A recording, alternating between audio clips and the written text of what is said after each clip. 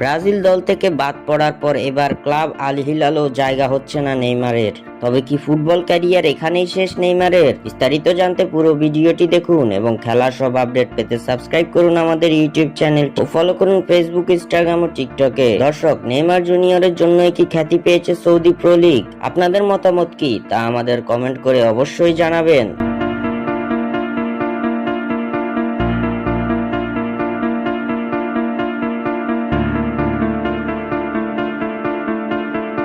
Injury কাটিয়ে দীর্ঘদিন পর মাঠে ফেরার অপেক্ষায় ব্রাজিলিয়ান সুপারস্টার। সৌদি আরবের ক্লাব আল হিলালের হয়েই ফের ফুটবল নিয়ে তার চিরচেনা কারিগরি দেখানোর কথা।